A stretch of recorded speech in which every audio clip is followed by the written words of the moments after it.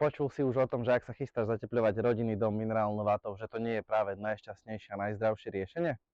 Moje meno je Ivan Kundek a venujem sa stavbám s dlhšou životnosťou a nižšími nákladmi ako konkurenčné stavby.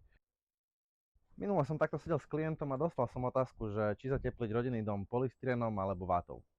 Moja odpoveď bola v tomto veľmi jednoduchá a jednoznačná, že ak nie si obmedzený nejakou protipožiarnou normou, určite by si mal použiť polystyren.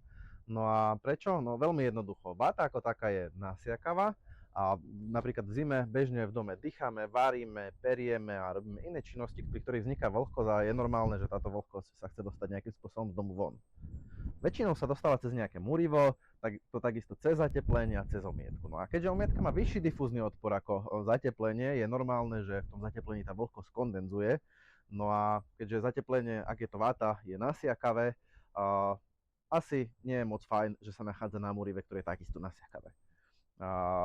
Bežne sa stáva totiž to, že práve navlhnutá váta, ktorá vie inak pri hrúbke 10 cm nasiať až 10 litrov vody na 1 m štvorcový, vie danú vlhkosť do seba zobrať.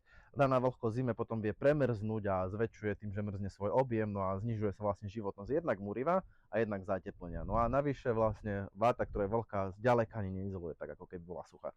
Za mňa je teda odpoveď veľmi jednoduchá. Ak chcete zatepliť svoj rodinný dom a rozmýšľate buď nad vátou alebo polystyrenom a nie ste obmedzení nejakou protipožiarnou normou, určite by ste mali použiť polystyren.